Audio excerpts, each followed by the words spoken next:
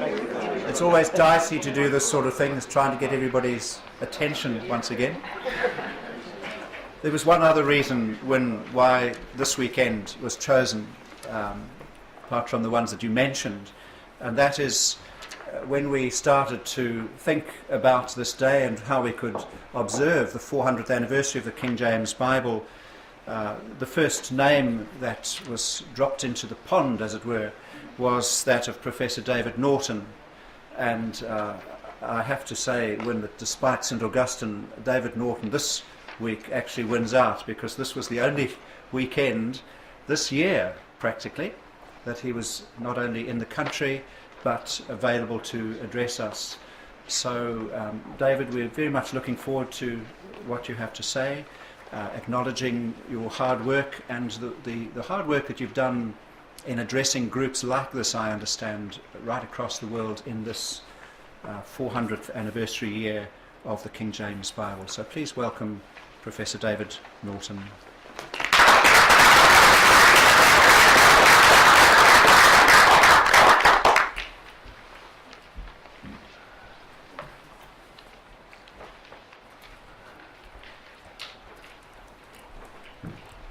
Thank you for those kind words. I'm not busy every weekend, I promise you that. This one is a busy one because I've got Napier tomorrow, but then I have quite a break. Now, I'm going to talk about the genius of the King James Bible. John Buchan, in a coffee table conversation, thought it was strange that such splendour had been produced by a body of men, learned no doubt in theology and in languages, but including among them no writer. Could it be, he wondered, that they had privately consulted the great writers of the age, Shakespeare perhaps, and Johnson and others? You see the idea behind that? Great art, the Bible, requires a great artist. That's it. And implicit is, in his answer, is the genius of the time, of that decade, that Jacobean, Shakespearean moment. Now, it's always been a stumbling block for lovers of the King James that it is the work of a committee, and committee prose, say nothing of committee poetry, is notoriously bad. Oh, by the way, I used the phrase stumbling block there. That's another of our King James words, really.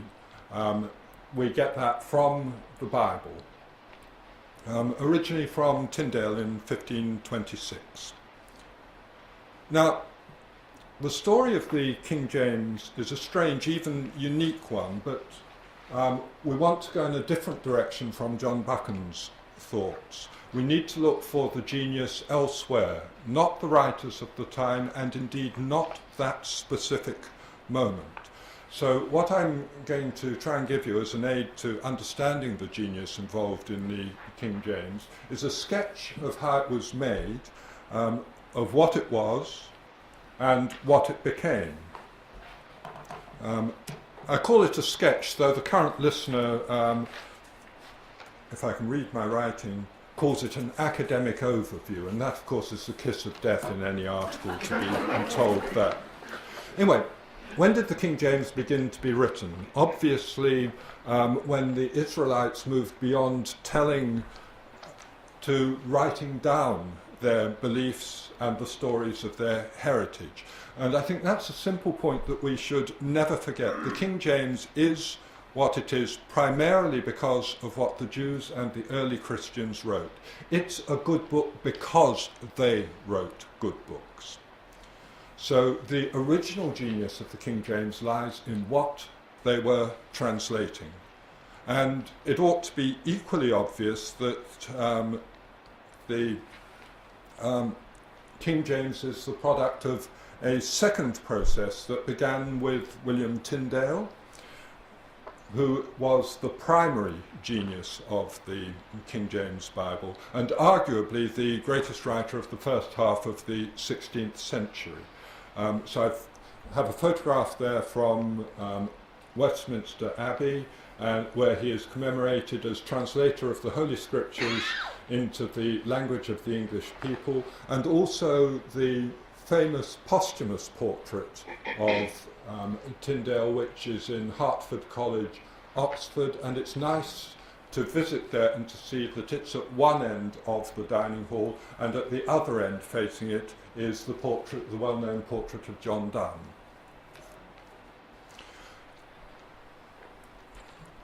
So, anyway, main point is that the King James was drafted by many more than the 50 or so scholars who actually worked on it from 1604 onwards. And there's just a list of the main translations that came out. So the key names, Tyndale and Coverdale, the key editions, first of all the Great Bible, the first authorised version, the phrase is used twice in editions of it. Then the second authorised version, the Bishop's Bible of 1568, a revision of the Great Bible. Again, we find the word authorised twice on the title pages of editions. And interspersed with those, the most popular Bible of the time, the Geneva Bible. Now, I've added to the display case upstairs a facsimile of Tyndale's 1526 New Testament, which is very beautiful and cost the British Library £1 million, not the facsimile, you understand, and also a facsimile of the Geneva Bible. Most of what we read in the King James was written before 1604, which is when the move that led to the King James began. I'm stressing this not to diminish what the King James translators did, but as a warning against seeing the King James as the product of that Jacobean or Shakespearean moment. Rather, the King James is the final form of the Reformation English translation, accomplished over about 85 years. The third process that created the King James began at the Hampton Court Conference of 1604, when one of the Puritans suggested the need for a revision of the current Bibles, and his criticisms were of the Bishop's Bible and the Great Bible, actually mostly the Great Bible, but those readings were also in the Bishop's Bible, and I'm sure his hope was that the Geneva Bible would be adopted. But anyway, James liked the idea of a new translation. He did not like the Geneva version, so he went ahead with a new version. And that process started then in 1604, finished with the publication in 1611. We do not know precisely when, or at least I didn't until earlier on this year. I'd had emailed from people asking, was it May the 29th or whatever the date was? This was going around as a rumour, and I said, no, we don't know the date. It could even have been in what we call 1612, because they were using old-style dates.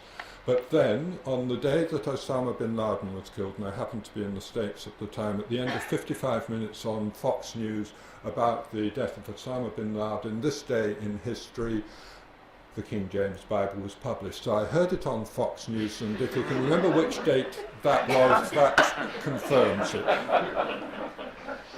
Now, the way that the work of the translation was set up was of very considerable importance. It was set up on a scale and with a formal organisation that ensured that scholars wanted to be involved in it, and that they worked methodically towards a reasonably uniform end.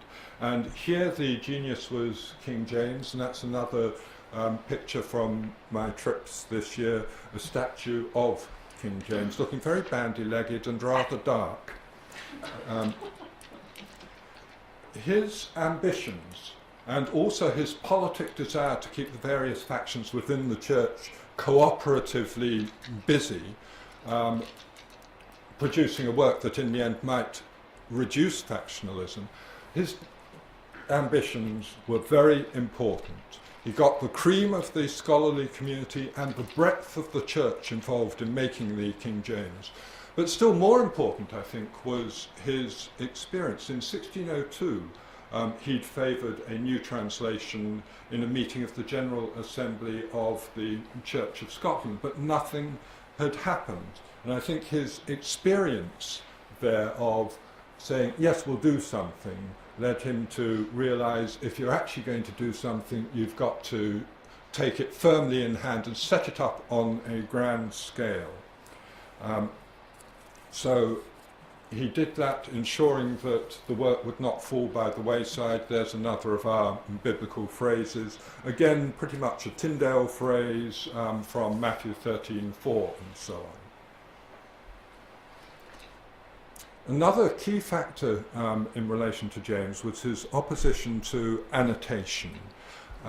He disliked the the Geneva Bible annotations because they suggested in places that it might be possible to disobey a king who wasn't giving perhaps proper instructions or legislation, and with his son later to, of course, be executed, that was prescient of him. But the consequence was that he said no notes, and the King James was published without theological notes.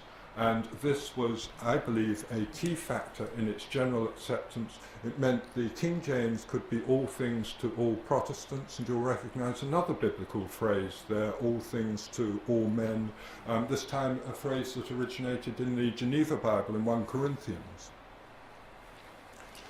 So James, another of the geniuses that made this Bible what it was. And now I want to look at what kind of genius the translators themselves brought to the work. I want to give you a glimpse of the kind of mental world that the translators inhabited.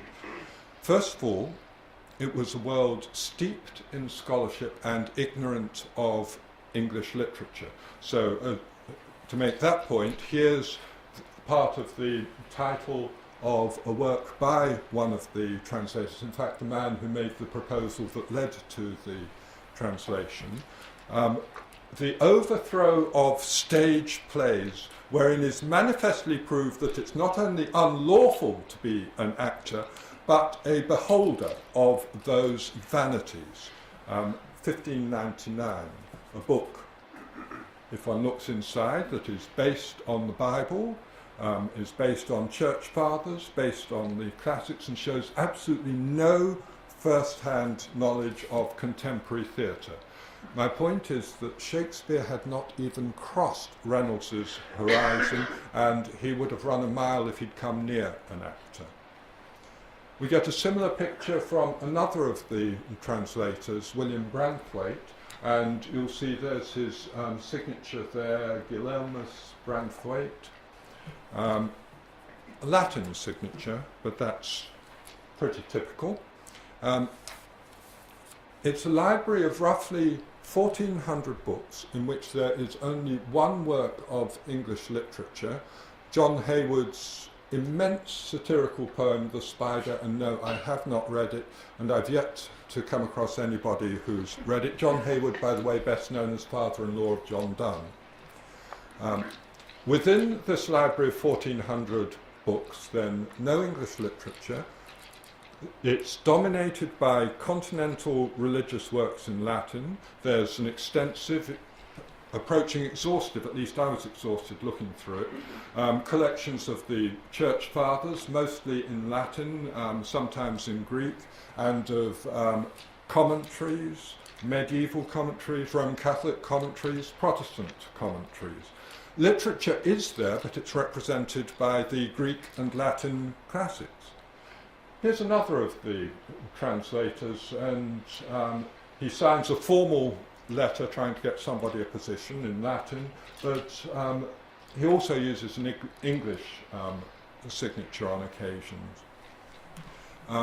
His diary shows no awareness whatsoever of English literature. And when I'm glad you mentioned St. Augustine, as I pronounce him, he gets around in many places. He's there on the special window for Jane Austen in Winchester Cathedral, because of course his medieval name was Austen. So he's used there. And did you say patron saint of theologians and printers? Good. I'm just making sure I noted that right. This diary that we have from John Boyes begins in the middle of him reading Augustine, There it is, and when I've highlighted those two words specially for you, we're incomparabilis, the incomparable man, St. Augustine. And this is very close to the beginning of the diary in 1627, and you see he's on Epistle 101. The diary shows him going on for the best part of a year, 13 months actually, reading Augustine, making daily study notes on him. He spent the best part of a year reading and annotating a book of grammar, an extraordinary book, one of the near 60 grammars, Latin, Hebrew, Syriac, and so on, that he'd read, a 967-page grammar. There it is by Budæus, the French scholar, a commentary on the Greek language. Look at the intensity of the annotation. That tells you, I think, more about the man than anything else. It would have been easier, of course, to simply underline the bits he didn't want to read.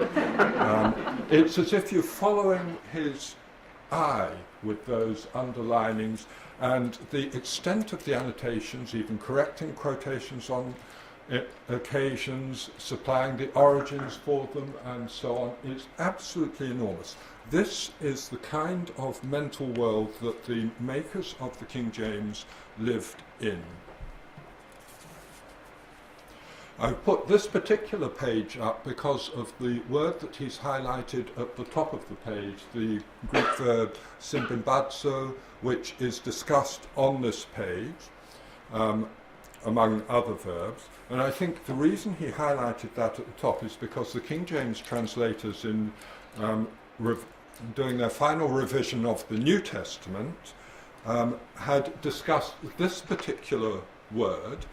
Now, he's in his 70s now, but his memory of that discussion must have been there, still fresh in his mind, and what he found was the identical sense of the meaning there. So I give that as just a very short outline of the kind of scholarship that the translators brought to their work and the kind of mental world that they lived in. I wouldn't say they were all like John Boyes, but this is the general way I think they were. So it's a mental world dominated by theology, both Protestant and Roman Catholic, by scholarships and by the classics. And most, perhaps all, of the translators would have been astonished to discover that they lived in a great age of English literature. Indeed, they wouldn't have understood the word literature used in that sense.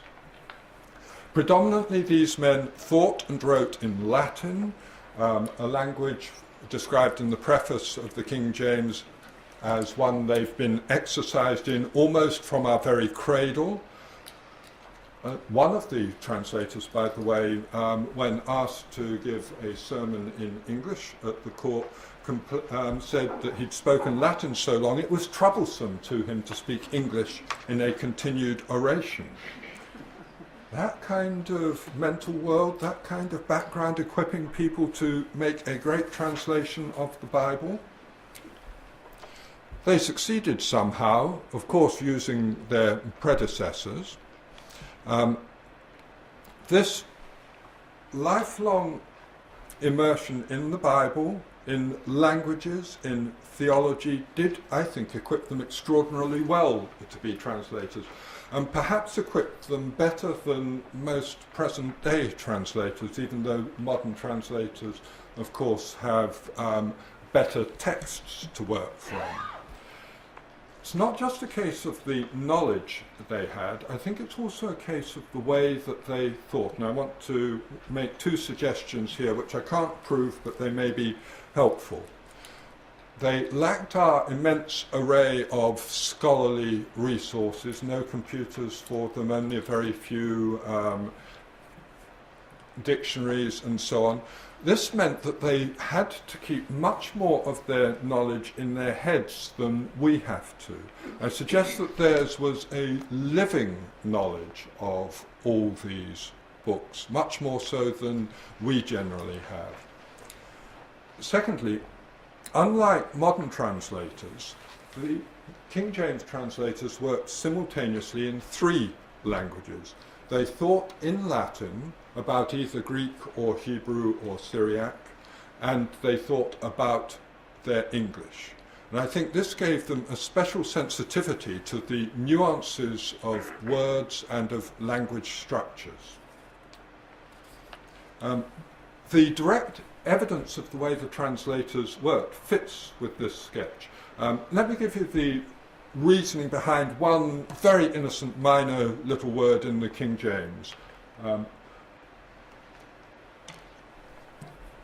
Matthew 17:27 reads in the King James, "Go to the sea and cast a hook and take up the fish that first cometh up."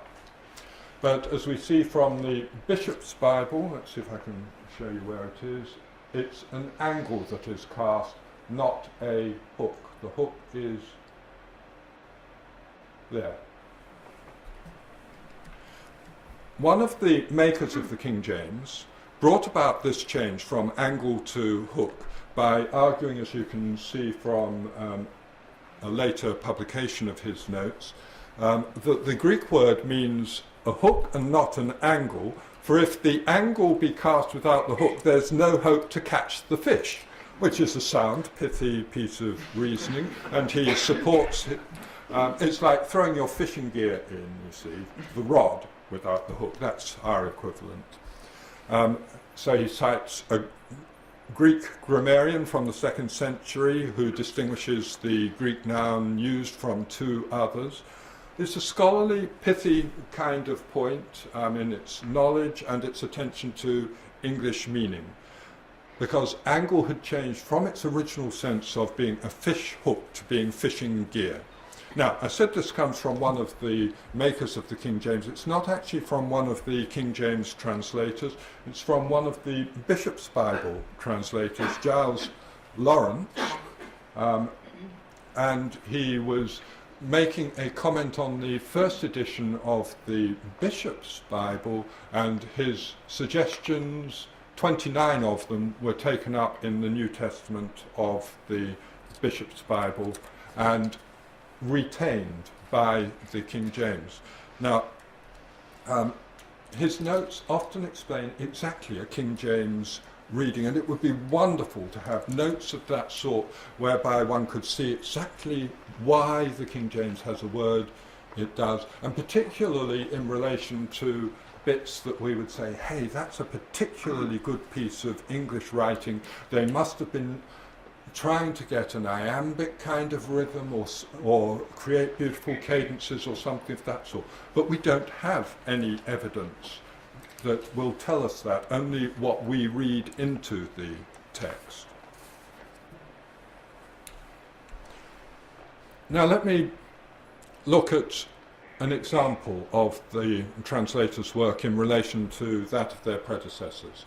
I'd characterize their work as judicious rather than slavish development of the translation's literal fidelity to the originals.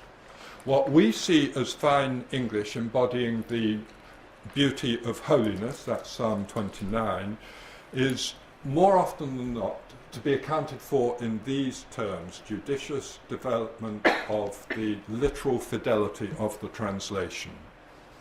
Sometimes we'll find revisions that do appear to be stylistic, and sometimes changes that are just changes for change's sake, as far as I can see. And we can see all these in the story of the fall in Genesis 3.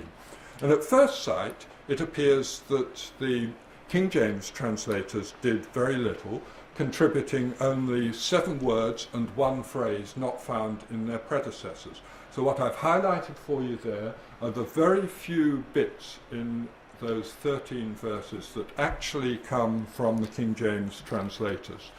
Let me take 2 of the translators' innovations.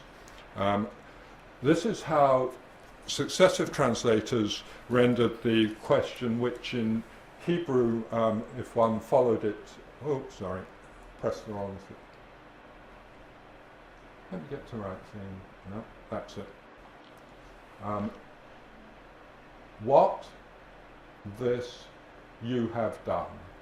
That's literally how the Hebrew goes.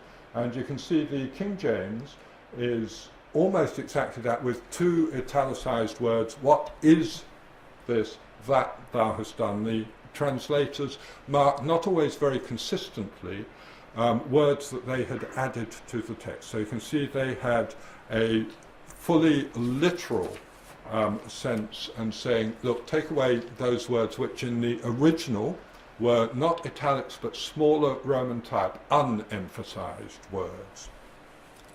The earlier renderings, you'll see, gave the sense in good English, but the King James has made it literal there. My next one, again, if I follow the Hebrew, it means not to die, you will not die. And I hope nobody here understands Hebrew so that I can get away with that. And we get a succession of translations. This is the snake talking to Eve, and I love the Tyndale version. Tush, ye shall not die. It's beautifully conversational, isn't it? You have a snake that is characterized in that language, and characterization is something you find very rarely in the King James. Coverdale keeps the tush, but then he gets rid of it and loses the conversational term and conversational tone, and winds up with ye shall not die the death. The Geneva Bible didn't like die the death, and it marked it as a Hebraism and put it in the margin, and then the King James gets ye shall not surely die. We've got a very hissy snake there if you like to look for alliteration. So Tyndale, I think, is brilliant there. The others are all having stabs. Oh, by the way, that redoubled form, not to die, you will not die, this is another thing that Hebrew has given to the English language. Either verb plus noun, like to die the death, marked by Geneva as a Hebraism, but any phrases like that, to dream a dream and so on, and also the Hebrew superlative, which doubles the noun, gives you a noun plus a noun. So we get from Hebrew again King of Kings, Song of Songs, and any variations of that sort. It's another of the gifts of the Jews to the English language.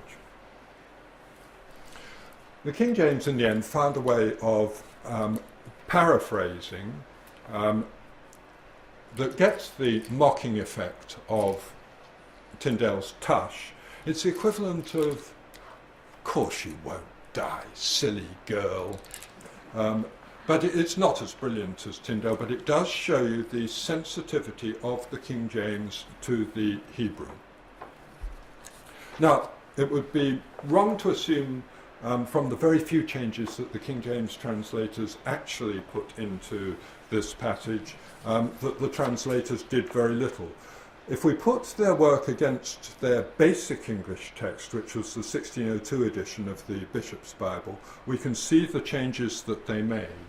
Now that's pretty difficult to read, but there is the translators at work in the latter part of their work. We don't know the exact status of these annotations at this point, but the whole of the Old Testament, with some exceptions, is annotated in this way, and many of the annotations show the creations of King James readings. Let me put it in an easier form. That shows you visually how much the translators actually had to do to get from that 1602 text to their text.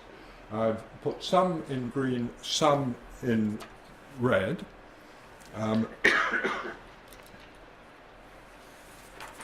The ones, let me get this right, the ones in red are the ones that make the translation more literal, and those in green seem to me to be concerned with style, or possibly to be changes for change's sake. So where it appeared they'd done very little, there's a lot of work going on behind the scenes, and even then we don't see the amount of work that went on discussing phrases that in the end weren't changed. But I can assure you there was a lot of discussion that absolutely does not show up in the text.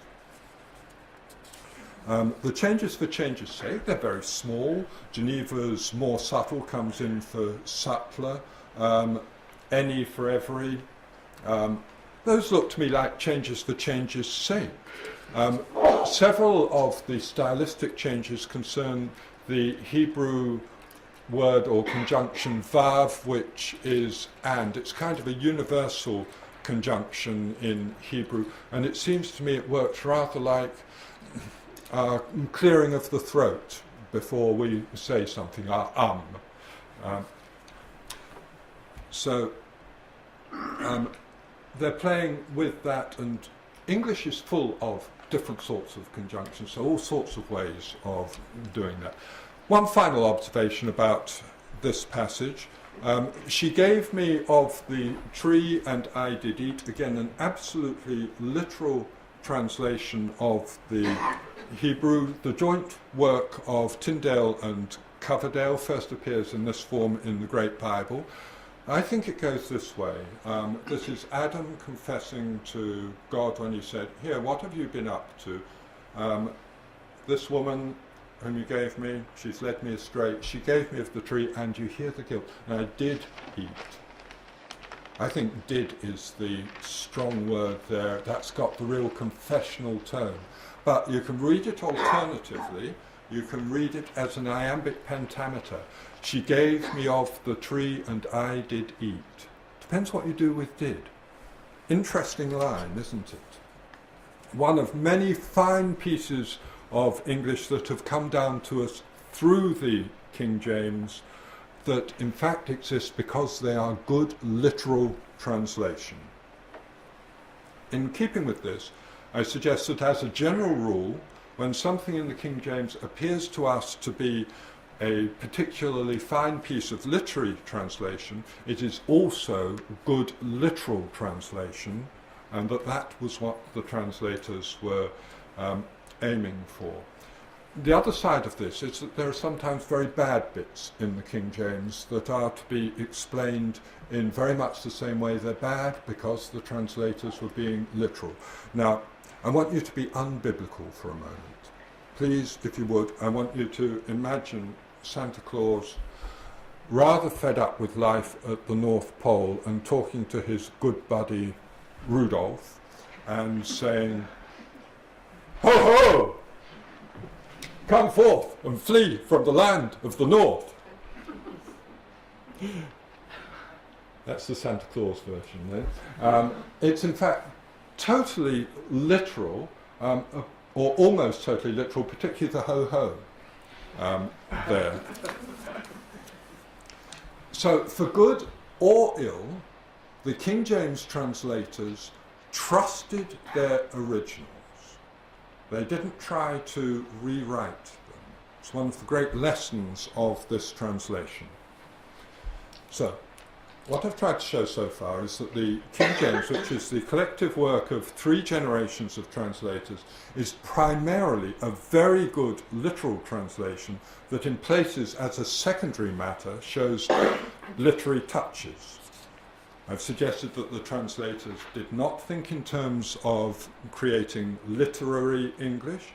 What concerned them was, and I take here a Tyndale phrase, was proper English. That is the most precise English possible to reveal the meaning and reflect the words of the original language texts. And their collective genius lay in doing this so well. Now, the second part of the talk, I think I have 20 minutes, keeping the time right? 20. The best books are much more than a physical object, no matter how much has gone into them.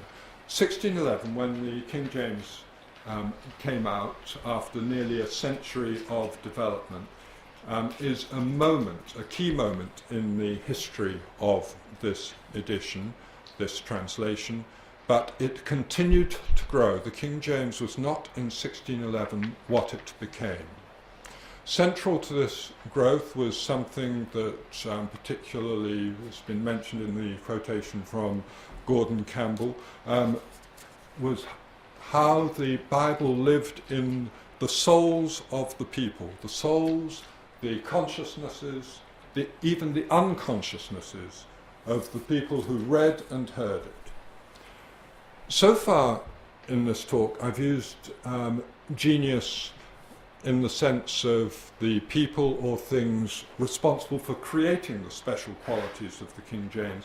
But here I think a different sense of the word genius is helpful. The old classical sense of genius as a tutelary god or attendant spirit allotted to every person at his birth to govern his fortunes and determine his character and finally to conduct him out of the world. Now, if we were to substitute every English-speaking Protestant for every person in that quotation, we get a fine description of the role that the King James assumed in the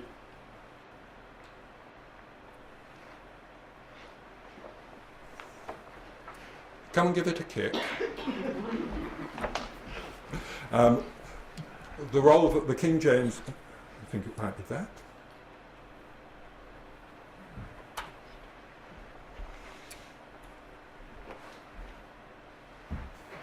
Anyway, I'll carry on. We get this very good description of the role that the King James has had in English culture, and of course it goes beyond English-speaking Protestants. Anybody growing up in an English-speaking country will have been exposed to it. Now, let's see how this happened. First of all, in 1611, when it came out, nobody hailed the King James as the definitive translation. Nobody hailed it as a masterpiece of the English language. Nobody even suspected that it might be literature. People took their time to start using it. Even the man who played a vital role in its publishing success, Archbishop William Laud, went on using the Geneva Bible until 1629, 18 years after the King James came out. Then for nearly 50 years there were attempts, both official and unofficial, to revise it, or possibly still to have the Geneva Bible put in its place. The last of these was by a parliamentary subcommittee. I'm sorry Chris Finlayson's gone, this would have helped him in his work. In this subcommittee, the most learned men of the Oriental tongues made divers learned observations of some mistakes in the translations of the Bible in English, which yet was agreed to be the best of any translation in the world. You see that it's scholarly questions, how accurate is it? So after this time, the view that I found expressed in 1659, that the King James is so exact that it needs no essay towards the amendment of it, that view prevailed. There's an important corollary to these failed attempts at revision, which goes along with the moves led by Archbishop Laud to suppress the printing of the Geneva Bible. After 1644, whether you were in England, Scotland, Ireland or America, anybody who wanted to buy an English Bible had only one choice, the King James Bible.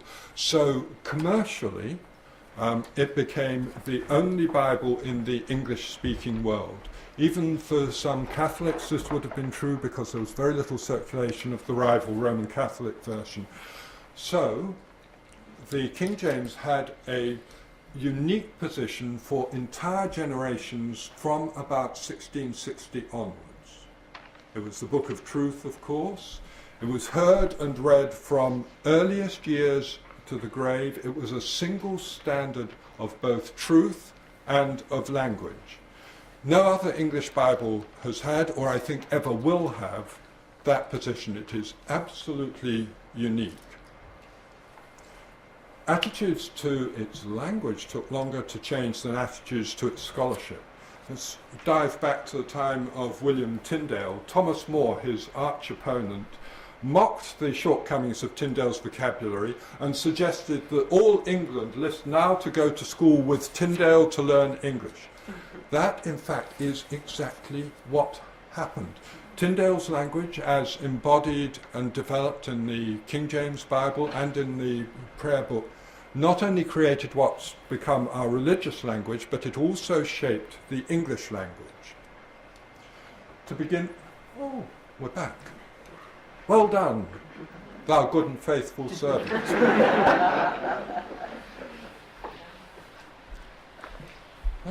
Is that Shakespeare? I've forgotten where it comes from. People get muddled, you see, between the Bible and Shakespeare. They think any well-known phrase must be one or the other. To begin with, people found the language of the Bible difficult and unnatural. That was our parliamentary minutes there. So here's the title page of the first English dictionary, 1604, and you'll see it's for the understanding of hard, usual words, and second arrow, read in scriptures. The words of biblical English had become fairly familiar by 1604, the year the King James began specifically to be made, but they were difficult to understand. Various reasons for this unnaturalness and difficulty of the English. First of all, the predominant literalness, as well. Well, I think actually that is the principal one. Decades after the King James came out, John Selden, who knew some of the translators, commented on the literalism of the translation and the popular reaction to it. There's no book so translated as the Bible. For the purpose, actually, never sure where for the purpose goes on. There's no book so translated as the Bible for the purpose. If I translate a French book into English, I turn it into English phrase and not into French English. Il fait froid, I say it is cold, not it makes cold. But the Bible is rather translated into English words than into English phrase. The Hebraisms are kept and the phrase of that language is kept, which is well enough so long as scholars have to do with it, but when it comes among the common people, Lord, what jeer do they make of it? So, fairly good evidence that people found the language difficult, and certainly evidence that they didn't appreciate the King James. English was changing, and the King James's attitudes to the King James were affecting this change and also being affected by it. In the middle of the 18th century, we found a number of lists of words that were obsolete or uncouth even. And look, I'll show you one of them and just pick up one of the words on the list, the word unwittingly, which is a word we find in the Bible. And the Oxford English Dictionary tells us that it was in very frequent use from about 1380 to about 1630. And then from 1815. I think what happened is that its continued presence in the Bible contributed to its rebirth, brought it back into familiar usage. And I think the King James had this effect with quite a range of English words. Now, how many? I don't know. I can't quantify, and of course it's terribly difficult to spot something that might have been strange in the 18th century when it seems perfectly familiar to us. But it seems to me quite clear that in the 18th century, the first half thereof anyway, the King James seemed more archaic than it does now. The 1760s was, I think, the watershed decade in the history of the King James, and in this time a Quaker translator made the point quite vehemently that the pedantry of James's reign is become a ridicule and the style intolerable. This is a rival translator, of course, making room for himself, but he's not alone in this kind of thing. And he went on to observe the very thing that was overthrowing his Augustan heritage, which was the King James's growing hold on the people. The obsolete words and uncouth, ungrammatical expressions in the sacred text pass more unheeded as being oftener read and heard, especially when the mind is filled with an imagination that a translation of the scriptures must be so expressed.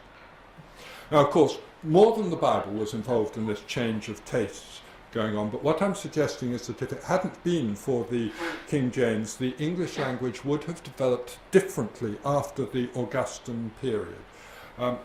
For instance, the Bible kept on printing in an old-fashioned way. It didn't start capitalizing nouns as 18th century printers did, and that has remained our standard way of printing. But suppose the Bible had followed that 18th century fashion and capitalized nouns, I bet that would be our standard way of doing it, because it was the continuous text, it was the continuous model. I think that the polished Latinate way of writing that we had in the Augustan period was, first of all, the last to develop without the influence of the King James, and that the King James contributed to its overthrow. Purver's words at the end there, a translation of the scripture must be so expressed, suggest another important point. For a long time, the King James used to be quoted inaccurately. That's partly because our habit of accurate quotation is a pretty modern one, and it's partly because for over 100 years the King James was just taken as being an approximation of the scriptures. It was the people who turned the King James from an approximation into being the Bible. I suggest the people authorized the King James. The nickname Authorized Version, by the way, and all Bible names are nicknames, comes from early Victorian times, and there is no official authorization. Finally, I want to give you some very quick thoughts about the King James's two literary lives, its life as literature and its life in literature. I hope I've made it clear that the translators from Tyndale onwards didn't set out to make a literary translation, even though their work shows some fine literary touches. It was time that turned the King James into a literary achievement.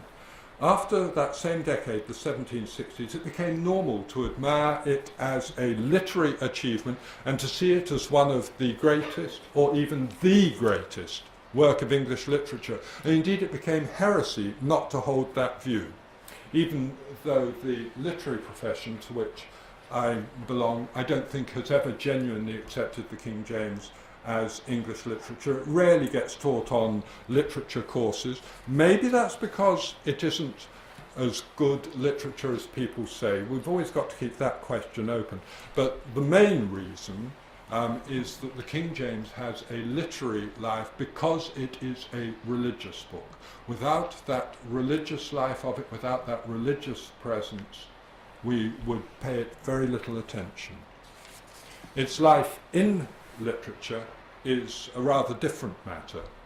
The Bible's always had a presence in Christian countries because of its beliefs, its stories, its sayings and so on, and its language. These things have become common heritage ahead of any other heritage. We know bits of the Bible from all sorts of sources, from mystery plays to Simpsons Bible stories, though you look like an audience who wouldn't watch The Simpsons. Oh, except with grandchildren? Anyway, Simpsons Bible stories are worth trying. Milton Handel, Boney M, that's more my generation, singing Rivers of Babylon. We know the Bible from quotations in books to puns on biblical phrases in newspaper headlines. So here I had to get the World Cup in, and I can tell you that although there is cricket in the Bible, there is not rugby in the Bible. Indeed, the word rug is only used once and then it's in the margin. What we often do when thinking about the Bible in literature is to think about the Bible's influence. And we typically turn this into a way of singing the Bible's praises. I think that kind of skews what we might be able to see. It'll blind us, for instance, to occasions when use of the Bible is very effective, but we don't need to know that it's Bible. So Adam's confession, "She gave me of the tree and I did eat," is a line of Paradise Lost. I think it's a distraction actually to think of it as a quotation, which is what us academics and any annotated editions would want you to do. A distraction because it makes you think, oh, that's what matters, that's a quotation, tick it off. What matters is that that is actually a brilliant line in Milton, created by the context of two long paragraphs of Miltonic hesitation and demurring on the part of Adam to God, and finally this very simple, plangent confession.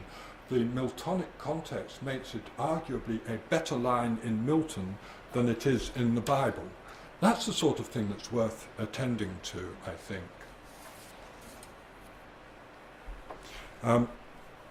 To me, the most interesting aspect of the Bible in literature is this dynamic relationship that there often is between literary works and the Bible.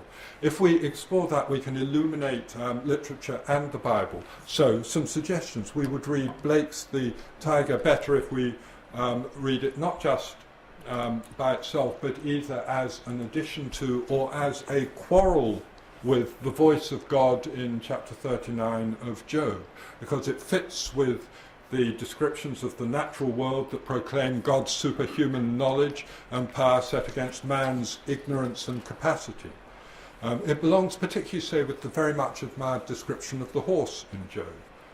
We'll read Eliot's The Wasteland better, I think, if we think of it as a prophetic poem, working very much in the same way as Isaiah, Jeremiah, Hosea, and so on. But equally, you can do it the other way around. You will understand Isaiah 40, comfort ye, and so on, where you have those that multitude of voices, better for having read The Wasteland, where you have the multitude of voices at the beginning of the wasteland, and teaching you how to listen to these voices coming in.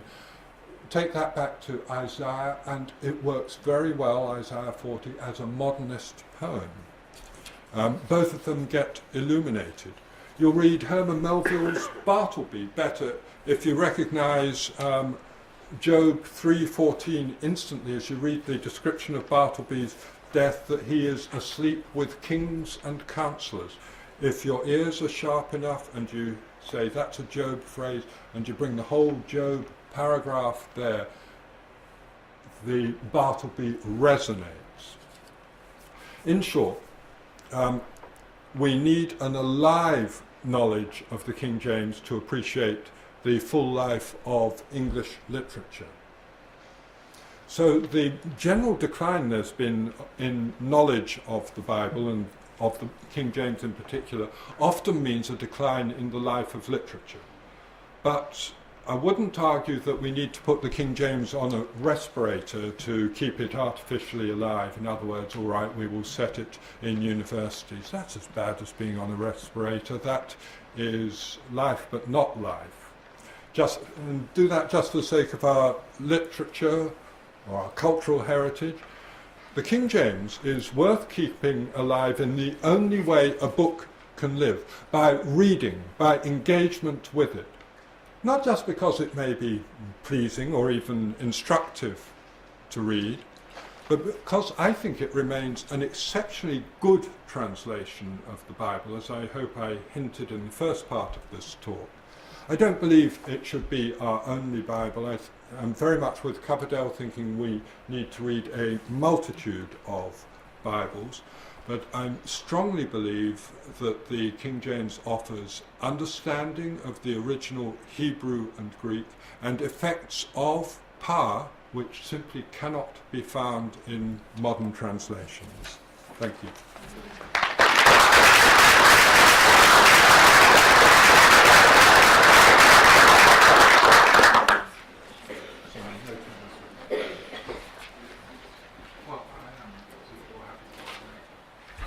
We're just discussing whether we're happy to run over time slightly, but I think we should just have opportunity for one or two questions to David. If there's anybody. Duncan. Did the translators make new words in English to meet the demands of translating?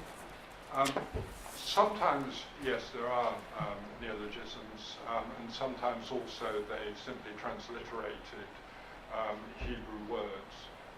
The one that amuses me most is the tree they couldn't understand, which sometimes comes out as algam and sometimes almag. And that's not the translator's fault, that's because it's spelled two different ways in the Hebrew Bible. Yes, there are ones of that sort. They were coining words quite a bit. I don't have many of them off the top of my head to offer you.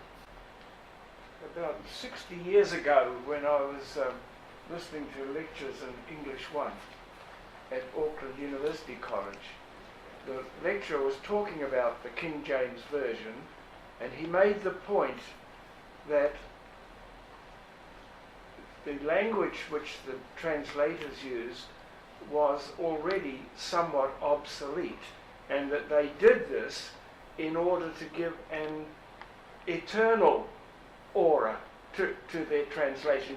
Now, what you've been saying seems to me to say, no, that's not necessarily the case, that was not their intention. Yes, I don't think they were writing with that particular kind of intention, but there are arguments for it. First of all, yes, we will say it's effectively an amalgam of the English language from 1525 to 1611. There will be some 1611 touches. Secondly, remember that a lot of these were old, so their sense of the language, of course, goes back well before, well before that.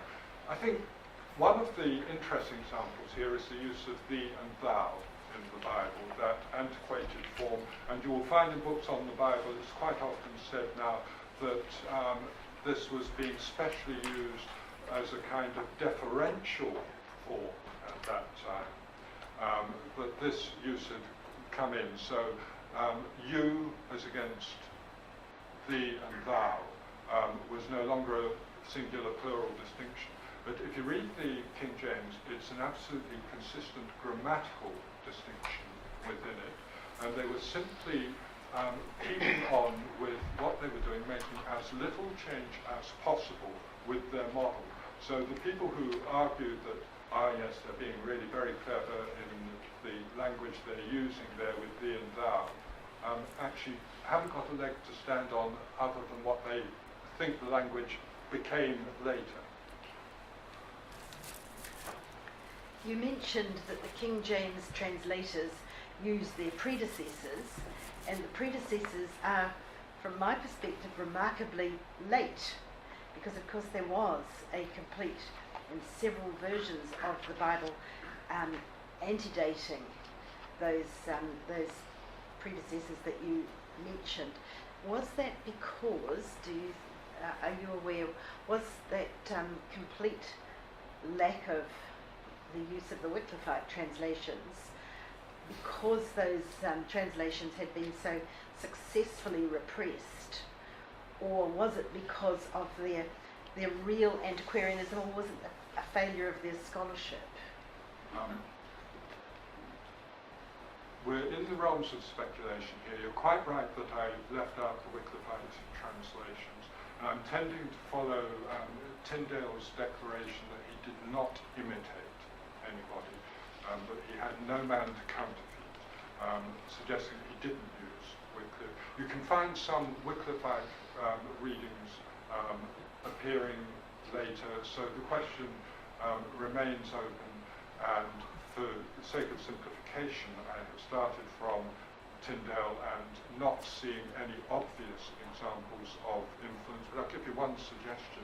The nickname for the Geneva Bible is the Breeches Bible because Adam and Eve made themselves breeches. That same word is found in the Wycliffe translation. So it is an open issue, and there is, of course, a longer tradition of, in fact, very literal translation going back to Rolls, Salter. But then the other thing is that the Wycliffe translation is made very much from Latin, and the later translators, with the exception of Coverdale, who couldn't really do it, were working from the Hebrew and the Greek, the original fountains, as the King James translators call it, and that makes for a very considerable difference in the kind of results, particularly in the syntax that we get. I'm going to stop there because that question actually slides quite nicely into the next presentation. But David, thank you very much. Can I